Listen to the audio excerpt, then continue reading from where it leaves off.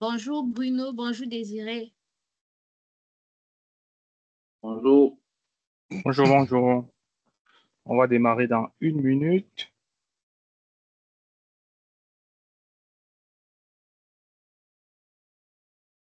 Bon, je crois que les retardataires vont nous rejoindre après, hein. Ouais. Alors, euh, bonjour ou bonsoir à tous, selon où vous vous positionnez dans le monde. De mon côté, il est déjà 16h30. Je suppose du côté du Canada, c'est encore le matin. Donc, bonjour à ceux qui sont au Canada et bonsoir à ceux qui sont du côté de l'Europe ou de l'Afrique. Alors, nous sommes à la deuxième journée de notre bootcamp et aujourd'hui, nous avons au programme un séminaire, un webinaire qui porte sur la sécurité des données sur la Power Platform. Donc, pour ce séminaire, nous avons un expert qui nous vient du Canada, en l'occurrence Gabriel. Donc, Gabriel, je te passe la parole. Si tu veux, dans un premier temps, te présenter et tu pourras par la suite faire la présentation. Déjà, merci d'avoir accepté de participer à ce bootcamp et c'est vraiment un honneur de t'avoir parmi nous. Ben, merci beaucoup. L'honneur est pour moi, en fait, de me permettre cette opportunité-là. Dans un premier temps, c'est ça, bienvenue à tous et à toutes. Aujourd'hui, c'est un contenu, je dirais plus un blitz. Ça va être un blitz d'informations sur la sécurité des données sur Power Platform. Il y a beaucoup de matière, mais on va essayer de faire rentrer ça en 30 minutes. Je ne sais pas ce que ça va donner.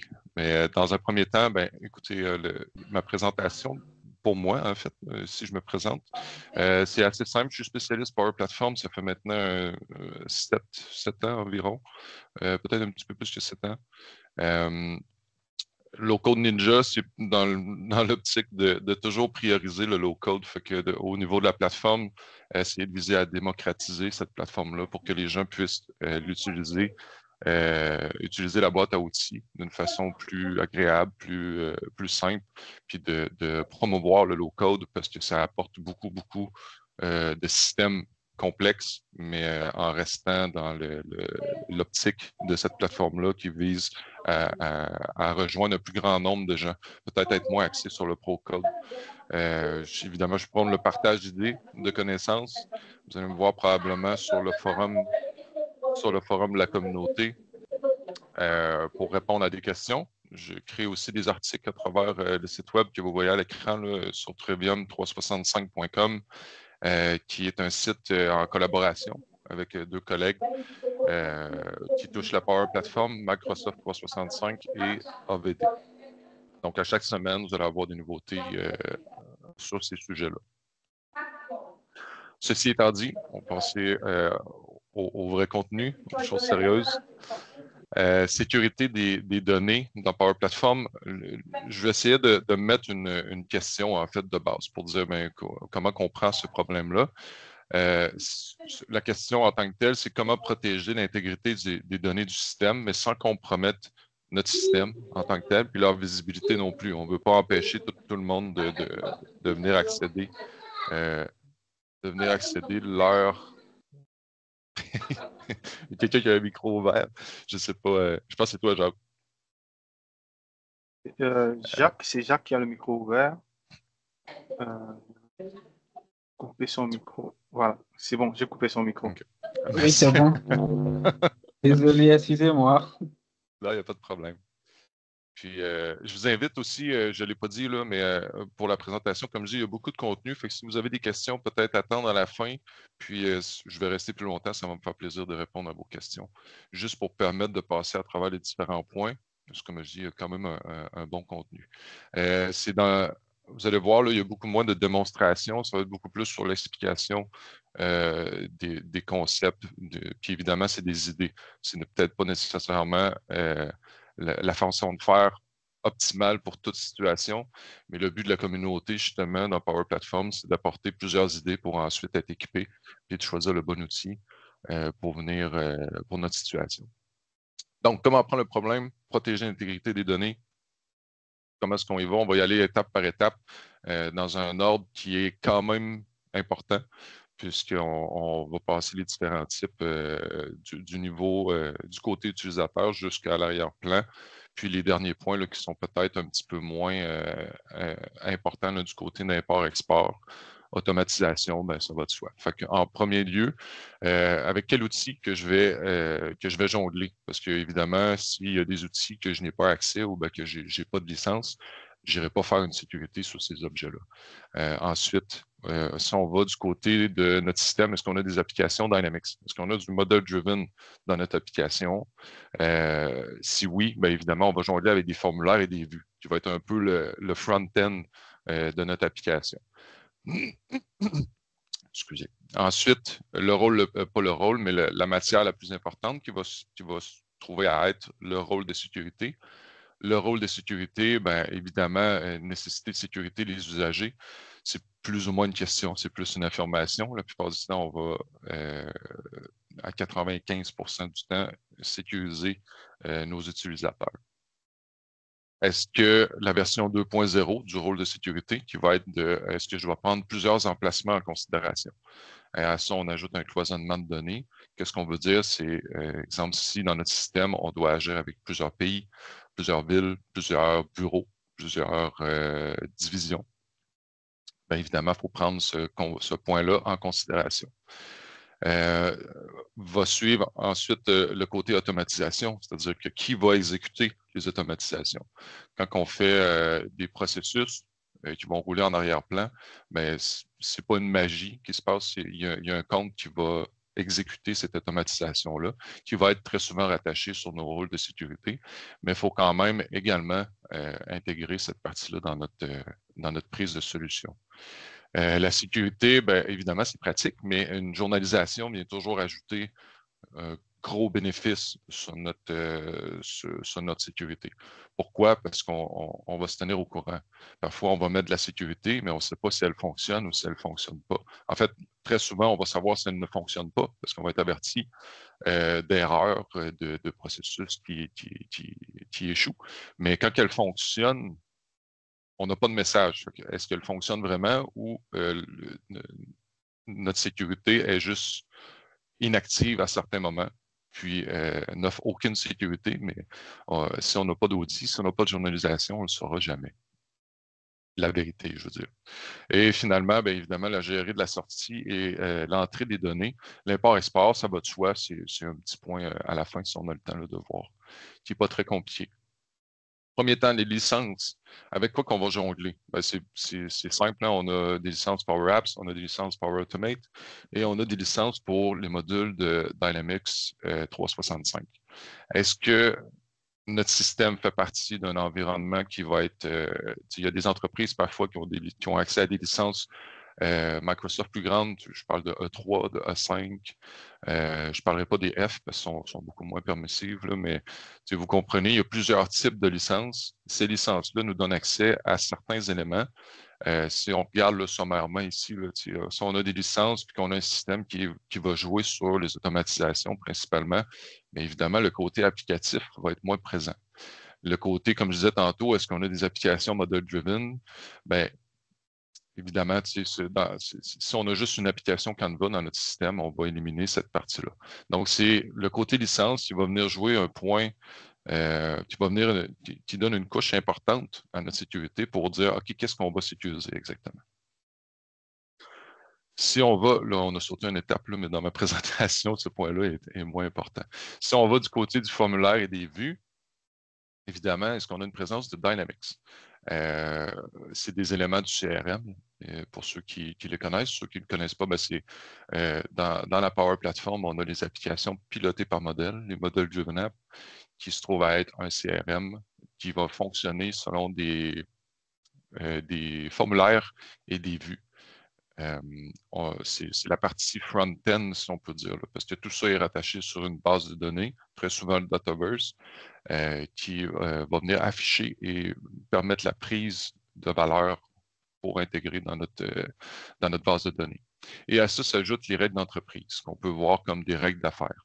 Ces règles d'affaires-là, bien évidemment, ces trois entités-là, en fait, formulaire, vue et règles d'entreprise, sont partiellement détaché des rôles de sécurité. Fait que c'est quelque chose qu'on doit prendre en considération, qui est une première porte vers la sécurité quand l'utilisateur entre dans notre système. Où on est dans le processus de notre application. C'est-à-dire que l'utilisateur va venir jongler sur notre application. L'application, avant d'aller jouer sur les données, bien évidemment, on va avoir une couche d'interface utilisateur. Cette interface utilisateur-là, là, c'est à prendre avec un grain de sel, c'est-à-dire que l'application a déjà une interface, mais les formulaires et les vues viennent compléter cette interface-là. Puis c'est là qu'on se situe pour les formulaires, vues et règles d'entreprise. Ce ne sera pas tant une démo, ça va plus être une explication brève avec des images. Qu'est-ce qu'on veut dire avec les formulaires et les vues? Je vais prendre les vues en premier parce que c'est le plus simple en quelque sorte. C'est une présentation des données qu'on a dans notre système.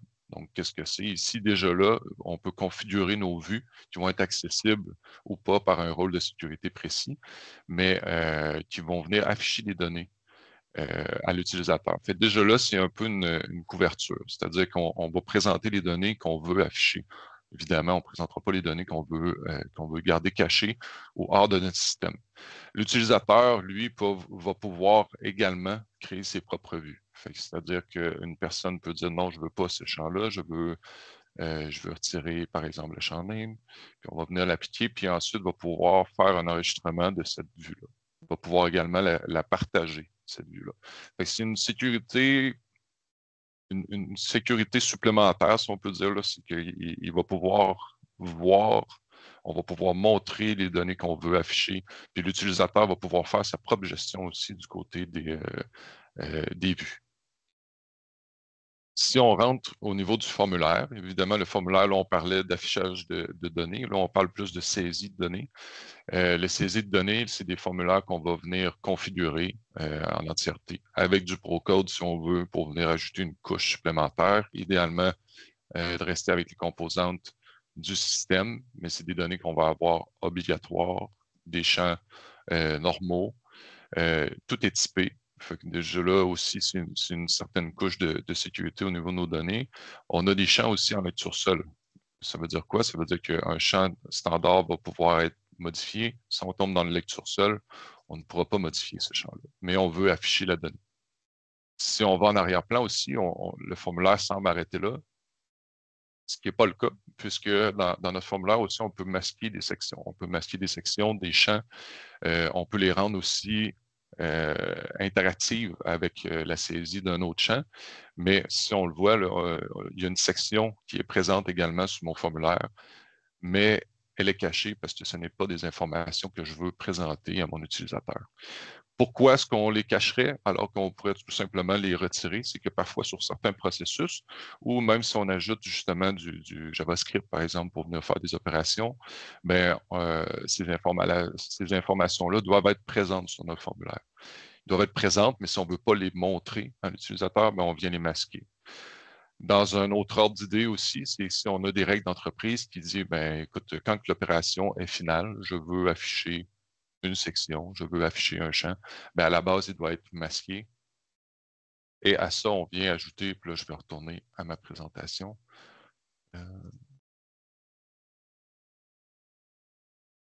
Bien, on tombe sur les règles d'entreprise, c'est-à-dire qu'on vient afficher un champ. Pardon.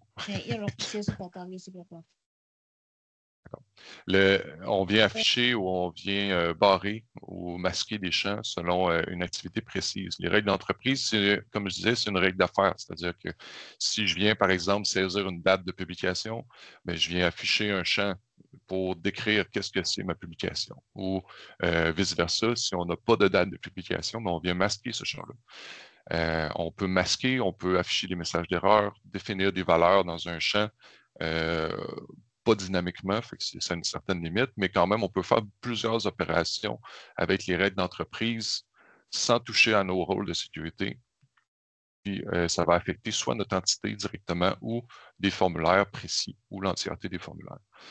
Fait que déjà là, on a une couche de sécurité au niveau du front-end.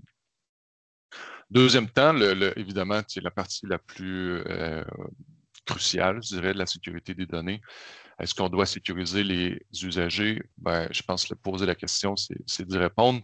C'est une évidence, puis c'est, je dirais même, essentiel. On essaie de se pencher sur un modèle par rapport à nos données. Fait que quand on a un système puis qu'on a plusieurs rôles de sécurité, c'est-à-dire on a des gestionnaires sur notre système. On va avoir des gens qui vont être administrateurs, on va avoir des gens qui vont simplement être un utilisateur de base.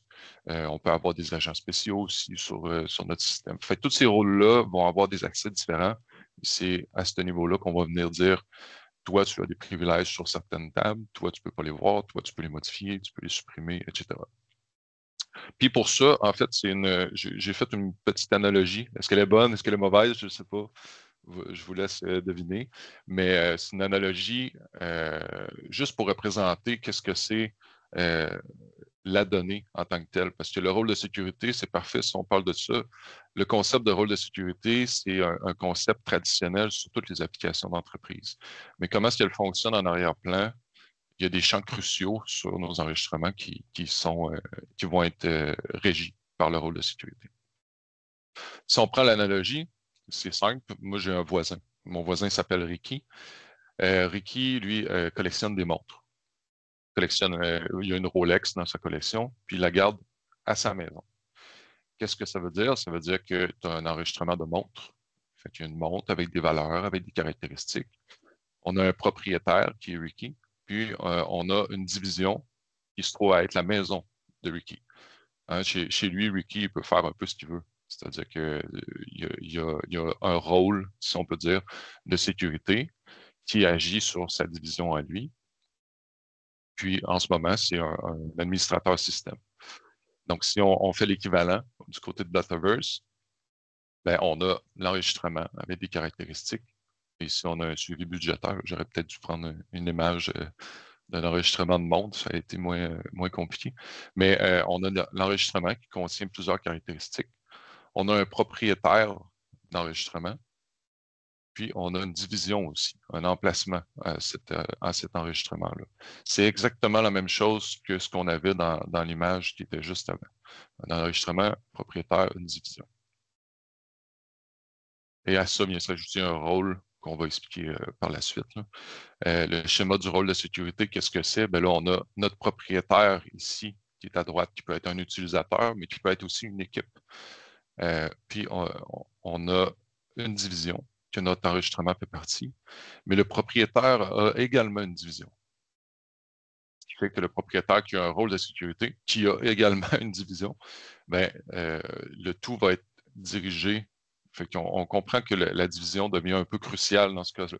Parce que si on a une division différente et qu'on dit hey, j'ai donné un rôle utilisateur, j'ai donné un rôle en fait à mon utilisateur, mais il ne voit aucune donnée. Tu dis oui, mais tes données sont dans une division A, puis toi, tu as donné un rôle de sécurité sur une division B. Donc, ce qui fait en sorte que, si on prend l'exemple tantôt, c'est comme si tu disais, parfait, tu as donné un rôle à Ricky, mais Ricky essaie de voir des données, essaie d'avoir des montres qui ne sont pas chez lui. Il faut falloir qu'il cogne chez son voisin s'il veut rentrer chez lui. Vous comprenez, on ne peut pas arriver et dire, OK, j'ai un rôle qui agit à la grandeur du monde. Fait que c'est là que la division vient un peu briser, en fait, vient aider notre rôle de sécurité. Le rôle de sécurité, ben, lui, il a des privilèges, puis les privilèges vont venir agir directement sur qu'est-ce qu'on a le droit de faire sur nos enregistrements. Là, j'allais dire, c'est aussi simple que ça. Peut-être que j'en ai perdu quelques-uns, là, mais sommairement, c'est un petit schéma qui explique, je crois, assez bien comment fonctionne un enregistrement avec le côté division, le côté propriétaire, puis les rôles de sécurité qui vient agir avec des privilèges sur nos enregistrements. Si on prend une version 2, parce que c'est correct d'avoir une montre, mais pourquoi pas en avoir plus? Fait que Ricky, lui, il en a plusieurs. Il y a beaucoup de Rolex chez lui. Ben, chez lui. Oui, il y en a chez lui. Il y en a également prêté à un de ses amis, Puis, il y en a aussi en vente dans un présentoir, dans le magasin d'un autre de ses amis. Ce qui fait qu'on a encore des enregistrements. On a un seul propriétaire de ces enregistrements-là. mais ils sont séparés dans plusieurs divisions. Et c'est là que ça devient un peu spécial. Puis ici, je l'explique différemment que dans le Dataverse, c'est que Ricky, s'il se présente chez lui, bien évidemment, il peut faire ce qu'il veut avec ses mondes. S'il se présente chez son ami, ben, je suis pas sûr que son ami va être très content de voir, en fait, que Ricky rentre chez lui, dans la maison de son ami, à son insu, et qu'il vienne chercher ses mondes par lui-même. Fait qu'on donne un accès. On va parler peut-être d'un accès en lecture, c'est-à-dire que Ricky peut venir chez son ami, mais ensuite, c'est son ami qui va décider de qu'est-ce qui se passe à partir de là. Même chose pour le magasin. Le magasin, Ricky va pouvoir entrer, mais je ne pense pas que son ami va permettre à Ricky de venir chercher directement dans le présentoir ces éléments parce que sous prétexte qu'il est propriétaire. Fait que, chacune des parties offre un privilège, offre un accès différent, tout dépendant dans quelle division on va se trouver. À ce moment-là, on va parler de cloisonnement. Qu'est-ce que c'est le cloisonnement de données? Bien, est-ce qu'on a plusieurs emplacements à gérer? Là, on parlait de maison puis de magasin, qui peut être vu un peu comme un bureau, mais ça peut être un pays, ça peut être une ville, ça peut être n'importe quoi qui doit gérer les données différemment, mais avec les mêmes rôles de sécurité. Qu'est-ce qu'on veut dire? On veut dire qu'on a des utilisateurs ici.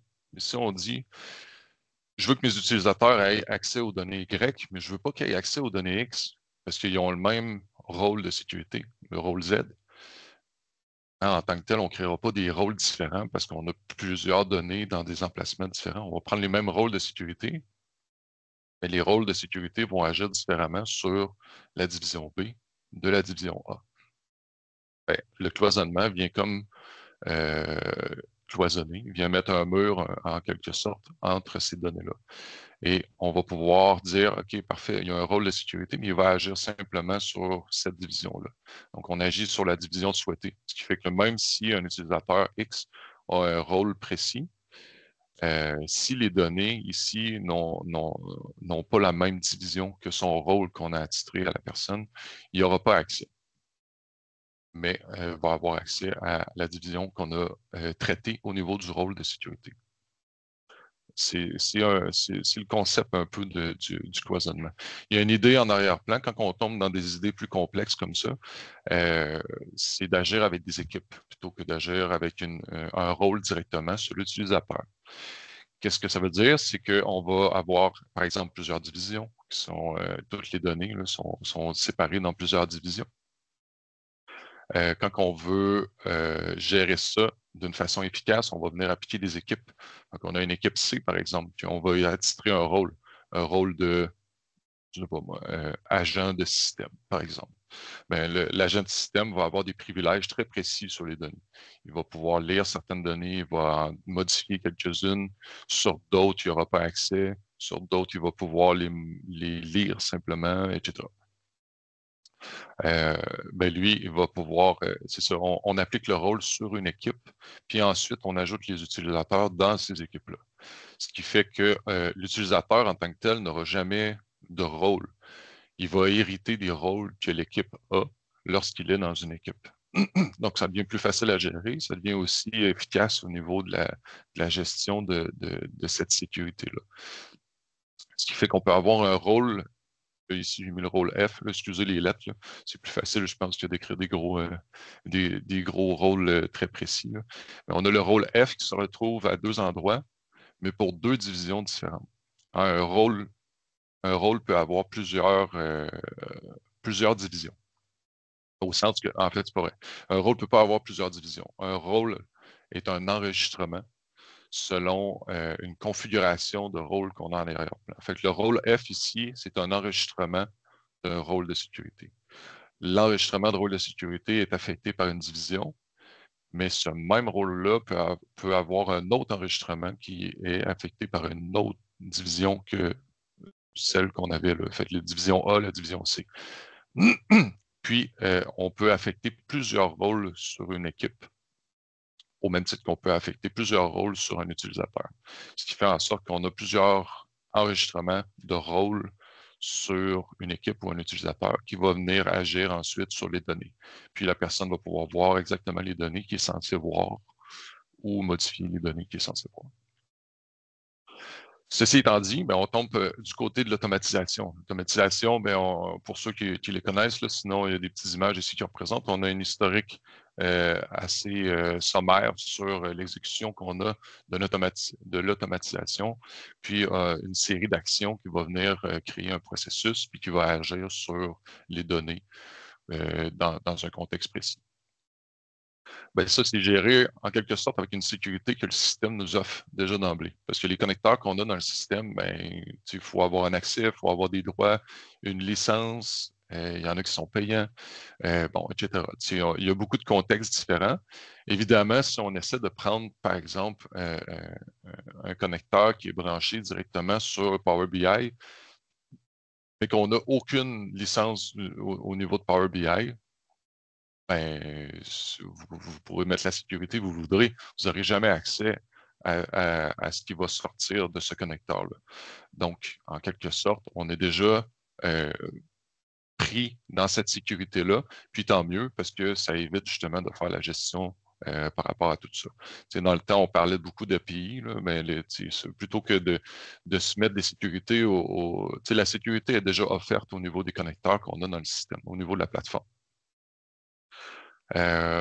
Pourquoi les automatisations? C'est que si on prend le contexte d'une application traditionnelle, model driven ou peu importe, mais on va venir avoir l'application, en fait, recueille des données du Dataverse. Ces données-là, avec l'utilisateur, va déclencher plusieurs processus d'automatisation qui va venir altérer ou pas les données qu'on a dans le Dataverse et ainsi de suite. On va retourner dans l'application qui va montrer les données à jour, qui va faire des modifications à nouveau, qui va remettre ça dans le Dataverse et blablabla. La roue tourne finalement. Ce qui fait en sorte qu'on a plusieurs types de flow, d'automatisation dans notre système. Là, je vais passer plus rapidement parce que je sais que ça achève. On a les flux automatisés, les flux instantanés, puis les flux cédulés. Mais on en a deux ici dans notre contexte qui vont être utilisés par des utilisateurs déclencheurs. C'est-à-dire qu'un flow automatisé, c'est l'utilisateur qui déclenche le flow qui va être pris en considération tout au long de notre processus. Donc, s'il n'y a pas les droits avec ses rôles de sécurité, je donne un exemple, quand on modifie une table, on déclenche un processus, mais si l'utilisateur n'a pas les droits sur cette table-là, n'a pas de privilège, le processus ne pourra pas avoir lieu. C'est une autre couche au niveau de la sécurité des données, mais on a d'autres concepts comme des flows cédulés ou les flows instantanés qui peuvent être avec des comptes d'exécution. Parfois, on ne veut pas être bloqué par les utilisateurs qui vont déclencher le flux, ce qui fait qu'on utilise un compte de service habituellement. Ce compte de service-là va avoir des rôles précis, puis ça va être selon ces rôles précis à lui que l'exécution va s'exécuter. Donc, c'est une partie qu'on a à prendre en considération. Journalisation, qu'est-ce qu'on parle? On parle de pourquoi qu'on ajouterait ça à notre système? C'est une complication de plus. Oui et non, c'est qu'on donne une vue sur les activités du système. Fait qu'on a une surveillance constante. Ça documente les erreurs, mais ça documente aussi les réussites, parce que dans le système, si une automatisation réussit, ou en fait tombe en erreur, parfois il va être en succès quand même dans notre historique d'exécution. Mais ça permet de savoir, comme je disais tantôt, est-ce que je ne sais pas si je l'ai dit, mais en tout cas, je vais leur dire, c'est que l'automatisation, c'est correct. Quand il y a une erreur dans notre système, souvent on est averti. Mais quand le processus fonctionne bien, on ne le sait pas. Peut-être que le système a bien fonctionné, peut-être qu'il n'a pas fonctionné du tout, puis qu'il ne tombe pas en erreur. Ça ne veut pas dire qu'il a fonctionné, ça veut juste dire qu'il n'y a pas eu d'erreur. La journalisation, oui, on a l'historique d'audit au niveau des données, mais c'est toujours plaisant puis efficace d'avoir une autre journalisation au niveau de ce qui se passe dans notre système pour être sûr et certain que notre sécurité agit correctement. Si on parle de la journalisation, mais c'est évidemment pour une prise de décision. Fait que ça nous permet de garantir et de maintenir l'intégrité des données. Pourquoi? Parce que notre utilisateur va faire ses opérations dans notre système, va créer des activités, en fait, va créer des lignes dans notre journal d'activités. Et ensuite, on va pouvoir prendre une décision par rapport à tout ça. Et si on élimine cette partie-là, ben, il n'y a aucune prise de décision. Notre système peut être compromis, puis on ne sera pas au courant. Pour ce qui est de l'importation et l'exportation des données, je passe rapidement, c'est très simple, ça va être souvent assujetti au rôle de sécurité. Donc, c'est un rôle, un privilège qu'on va dire, est-ce qu'on permet l'import ou l'exportation des données de notre système? Pourquoi? Parce que certaines données peuvent être compromises si elles sont sorties du système. Si on a un système comptable, par exemple, j'exagère, mais si on a un système comptable, puis c'est un paquet d'informations confidentielles, ben, on ne veut pas qu'une personne partage ces informations-là en sortant les éléments sous forme Excel, par exemple. On sort toutes les données des utilisateurs du système dans un format Excel, puis on les donne à une autre personne qui, lui, a probablement des mauvaises intentions. Mais le but, c'est de dire, on bloque cette exportation-là ou l'importation. Ça garde une intégrité sur notre système. Donc, qu'est-ce qu'on a fait pour finir? Ben, on a bloqué, évidemment, l'externe avec les licences, ce qui est fait d'emblée, mais qu'on peut considérer comme étant fait. On vient cacher et valider des valeurs avec notre côté front-end, les formulaires et les vues. On a les droits d'accès aux données, qui est les rôles de sécurité, et le cloisonnement, qui est comme une partie supérieure, si on peut dire, en ajoutant une division là-dedans. Ensuite, au niveau des automatisations, qu'on va se rattacher sur les rôles de sécurité.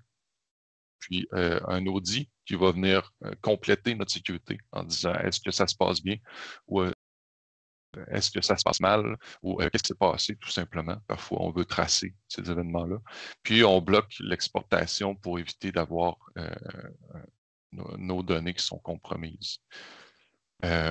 Évidemment, comme je le disais, j'essaie de promouvoir le low-code parce que c'est une façon facile de maintenir nos systèmes. Puis on essaie toujours de prioriser les configurations par rapport au développement. Puis il y a beaucoup de sécurité qui est déjà gérée dans la plateforme. Pourquoi ne pas l'utiliser? Faire attention aux architectures complexes parce que, évidemment, plus qu'on a de concepts puis justement de développement, plus qu'on se met à risque au niveau de la sécurité dans notre système. Puis, je vous invite, écoutez, dans la communauté, on essaie de partager l'innovation. C'est un partage d'idées. On a une boîte à outils, mais tous et chacun utilisent ces outils-là d'une certaine façon. C'est intéressant souvent d'aller partager comment est-ce qu'on le fait parce que ça nous enrichit. C'est comme ça qu'on fait grandir la plateforme puis qu'on trouve des façons de faire qui sont efficaces dans des cas précis ou dans tous les cas parfois. Je voudrais, ça serait ça. Je vous laisse sur un petit drop de mic. Mais sinon, si vous avez des questions, je suis à votre disposition pour les prochaines minutes si vous avez besoin. Je vous remercie beaucoup. Oui, Jacques.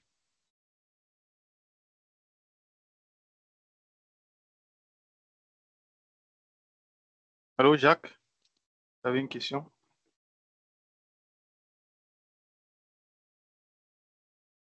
Oui, allô? Oui. Ouais. Enfin. Oui, j'ai laissé 3 questions dans la conversation. Merci beaucoup, Gabriel, pour ta présentation. C'était très explicite. Et bon, ça Merci. m'a donné d'autres idées pour te poser encore d'autres questions liées à la sécurité dans Power Platform, en fait. Donc, c'est ces questions que j'ai notées dans le chat rapidement, là. Ben, s'il y en a qui veulent partir, il n'y a pas de problème. Là. Sinon, je vais les lire une à une, puis je vais les dire directement. Là. Y a-t-il des risques particuliers à utiliser des connecteurs personnalisés dans un environnement sécurisé? Ça revient un peu à ce que je disais tantôt, c'est oui, il y a des risques, mais évidemment, ça vient quand on tombe dans le personnalisé. Je donne un exemple, vous faites des plugins sur un système, ben, les plugins, c'est du C#, oui, il y a une certaine sécurité, mais c'est une ouverture vers l'externe. Donc, qu'est-ce que ça veut dire? Ça veut dire qu'on ouvre, on fait une brèche dans notre sécurité vers l'externe. Donc, on doit gérer, nous, manuellement, cette brèche-là. Même chose pour les connecteurs spécialisés, personnalisés, en fait. C'est que utiliser un connecteur qu'on va créer, il faut s'assurer quand même d'avoir une sécurité à travers ce connecteur-là. Qui dit personnalisé, mais dit que tu dois le gérer toi personnellement. C'est-à-dire que ça ne fait pas partie de la plateforme Microsoft. Quand on utilise un connecteur standard, on n'a pas à gérer nécessairement une sécurité à niveau de ce connecteur-là parce qu'il est considéré approved puis prêt à l'utilisation. Quand tu le crées toi-même, ben là, c'est à toi de gérer cette partie-là. Fait que oui, il y a des risques, mais si tu sais ce que tu as à faire puis que tu es confiant par rapport à comment gérer cette partie-là, il n'y a pas vraiment de risque. Évidemment, ça dépend des opérations qu'on va faire, mais pour tout ce qui est altération de données, évidemment, on vient se créer une brèche. Est-il possible de restreindre certaines actions, par exemple, création de flux ou d'applications à un groupe précis d'utilisateurs? Oui, jusqu'à un certain point. Parfois, quand on tombe là, dans du cas par cas et qu'on va vraiment dans le granulaire, ça devient compliqué de trouver un organigramme de rôle de sécurité et de privilèges qui est efficace. Mais normalement, là, si la schématisation est bien réfléchie puis qu'on a quelque chose qui est concis, ça va être facile à mettre cette restriction-là. Puis oui, on peut restreindre des créations de... toi, tu veux dire au niveau du designer. Évidemment, au niveau du designer, oui, on peut le restreindre parce qu'on va avoir des rôles comme système administrateur. L'administrateur système a un peu tous les droits là-dessus. Quand on tombe déjà là d'une coche qui est système customizer, par exemple, lui, il nous empêche la création, par exemple, de fichiers web ressources. Donc, plus qu'on descend comme ça, parce qu'il y en a beaucoup qui sont déjà intégrés dans le système.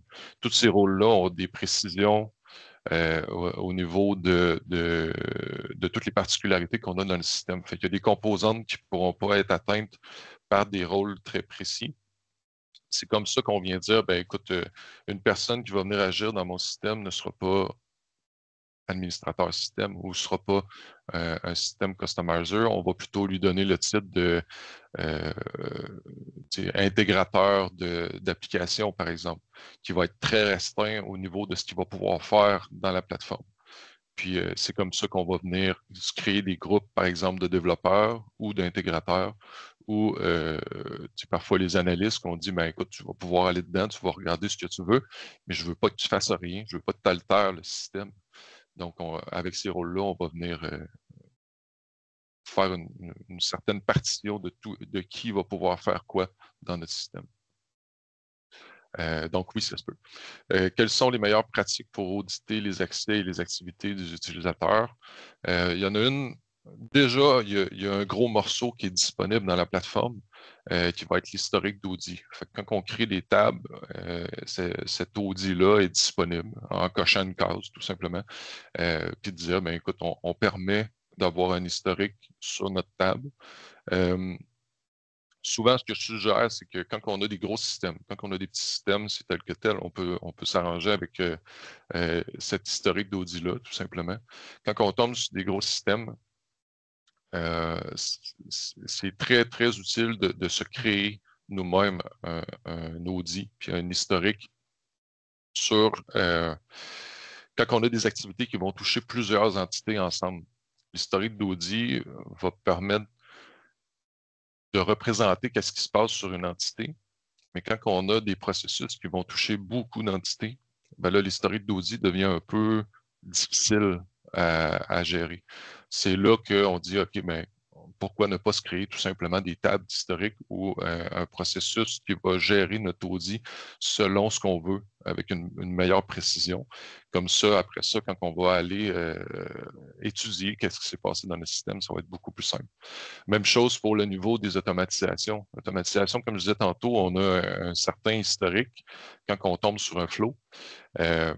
Ça donne déjà une bonne base, mais ce n'est pas parfait. Parce que, je te donne un exemple, si on prend des scopes qui ont une portée là, dans nos flows, puis qu'on les gère selon qu'une portée précédente a échoué ou peu importe, notre flow va toujours être en succès dans notre historique. qui dit succès dit pas nécessairement que ça a bien fonctionné. Fait que, est-ce que c'est 100% à l'épreuve de tout? Ben, pas vraiment. Fait que c'est là que ça peut être très pratique d'aller se créer un historique. Puis on peut le faire simplement aussi avec les portées. Tu sais. Quand on a une erreur, quand on a une exécution ratée ou peu importe, on laisse le flow se terminer en succès, mais on va venir écrire dans une table en faisant une gestion avec des portées, puis faire le fameux bloc try-catch, try-catch finally. On peut le faire avec des scopes. Puis de cette façon-là, on va pouvoir venir journaliser l'entièreté des opérations qui se passent dans nos flows. Puis, même chose du niveau des plugins ou du JavaScript.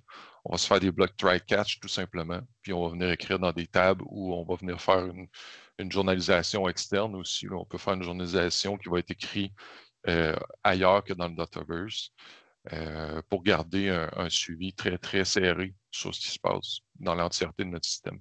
Moi, je pense que le côté personnalisation est très important à ce niveau-là parce que le plus qu'on a de journal, le plus qu'on a de suivi sur ce qu'on fait, plus facile que ça va être beaucoup plus facile à maintenir comme système. Puis ça nous donne aussi une vision très, très globale sans être obligé d'aller dans le système. Et c'est pratique pour les administrateurs, pour tous ceux qui veulent un suivi sans gérer des accès nécessairement. Moi, ça serait ma suggestion. Je ne sais pas si j'ai répondu. J'espère que oui. Oui, oui. Merci beaucoup. Mais j'ai encore une question là. Oui, ben oui. Ok, c'était un défi là, j'étais confronté, mais je me disais, j'allais te poser la question aussi, c'est comment on peut, et je dirais, assurer la conformité RGPD dans une application Power Apps qui est connectée, et, disons, à des données et clients Dataverse. Je ne suis pas sûr d'avoir compris la question. Comment qu'on peut garder l'intégrité des données les données sont branchées sur la Dataverse? Oui, des données clients en fait. Des données clients qui seraient externes à... Je ne suis pas sûr de comprendre. Parce que les données qui soient d'un client, en fait, ou qui nous appartiennent dans notre système, ça se trouve un peu à être la même logique, mais j'ai l'impression qu'il me manque une partie à ta question. Pardon? Est-ce que tu peux me reformuler ta question? Bon, je voulais savoir, tu sais, et quand on crée des applications, il y a des règles. Par exemple, la conformité RGPD comment on peut assurer cette conformité-là dans une application connectée à des données clients?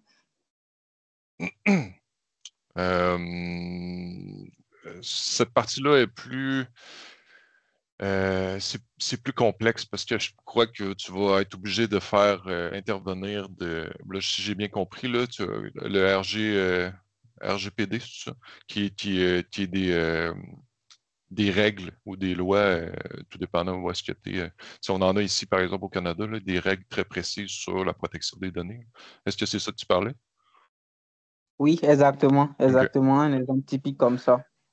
C'est plus complexe parce que oui, dans le système, il y a une partie qui va être parfois simple à gérer là, avec ce contexte de sécurité-là. Quand on a une schématisation qui est quand même très précise en plus, on peut offrir avec la journalisation, on peut offrir une preuve que le tout est bien maintenu. Il y a des choses, par contre, qui ne pourront pas être faites automatiquement comme ça ou qui seraient beaucoup plus simples au niveau de, puis là, je sors du contexte de la plateforme, mais qui vont être beaucoup plus accessibles au niveau de Purview. Dans Purview, on va avoir des lois, justement, comme ça, qui sont déjà intégrées par Microsoft, tout dépendant de où est-ce qu'on est sur la planète, mais qui offrent la possibilité de faire un suivi et de dire est-ce que notre système est conforme à la loi, par exemple, 1322. Je dis n'importe quoi, là, mais c'est des règles qui sont déjà intégrées dans Purview, qu'on met en place sur un système, puis lui, il va faire l'étude puis il va faire l'évaluation de si on respecte l'intégrité de cette loi-là. Là, évidemment, ça sort un peu de la plateforme, mais le plus optimal, ça serait de se tourner vers Purview. Parce que sinon, ça devient compliqué. Ça devient un développement personnalisé pour gérer cette loi-là précise. Puis là, comme je dis, ben, c'est exponentiel parce que là, tu commences à faire du développement personnalisé pour gérer un contexte très, très précis. Puis là, ce contexte personnalisé-là, va falloir que tu y fasses une journalisation, va falloir que tu fasses une sécurité, en tout cas. Ça peut dérouter facilement. Fait que moi, je te dirais, tourne-toi vers Purview.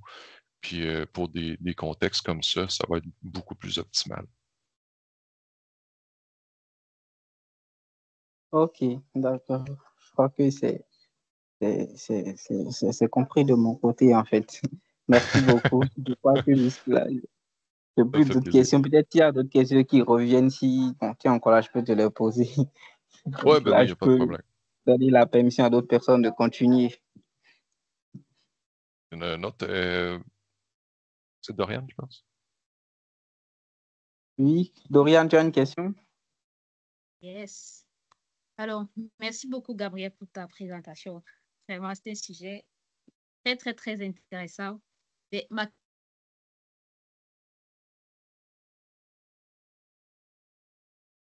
Ça a coupé, je crois. Ouais.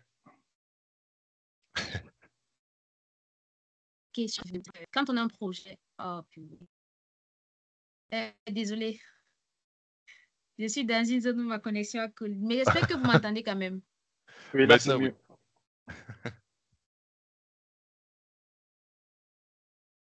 Vous m'entendez? Oui.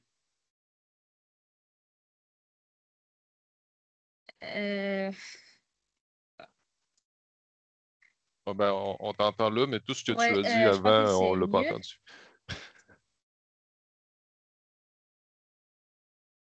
Oui, Dorian, on te reçoit.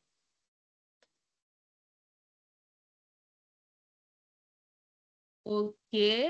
En fait, je voulais poser la question, Gabriel, vu au parcours de ton expérience, lorsqu'on a un projet par plateforme, et à quel niveau, toi, tu conseillerais d'établir toute cette matrice de sécurité-là, les licences, sécurité au niveau des flux, la sécurité au niveau des formulaires vus, l'architecture des divisions, des rôles de sécurité. Est-ce qu'on le fait au début, pendant les configurations, ou bien selon les bonnes pratiques, on finit de mettre en place soit l'application ou la solution avant de penser à mettre en place cette architecture de sécurité? C'est une bonne question.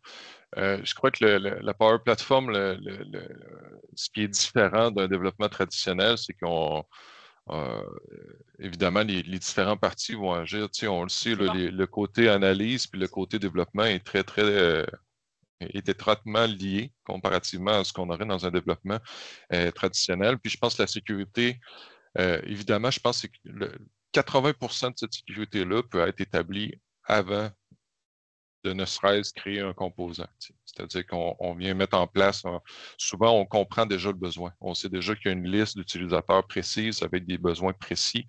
On peut déjà tout mettre ça sur papier, puis le schématiser quasi dans son entièreté. Évidemment, il y a une partie qui est un peu dure à deviner au départ quand on n'a rien de fait. Puis cette petite partie-là, je crois, que représente environ 15-20 qui va être établie dynamiquement lorsqu'on va faire le développement. Pourquoi? Parce qu'on va changer d'idée en cours de route parfois. On va utiliser une façon de faire finalement. On va changer de façon de faire, puis ça vient un peu rééquilibrer notre sécurité, mais d'une différente façon. Il faut qu'on soit capable de s'adapter, puis qu'on soit capable de réagir tout au long du processus. Mais sincèrement, moi, je pense que si on prend le temps de se pencher sur la question, puis qu'on prend le temps de mettre ça sur papier, on peut facilement faire la majorité de la sécurité sur papier avant même d'avoir un environnement.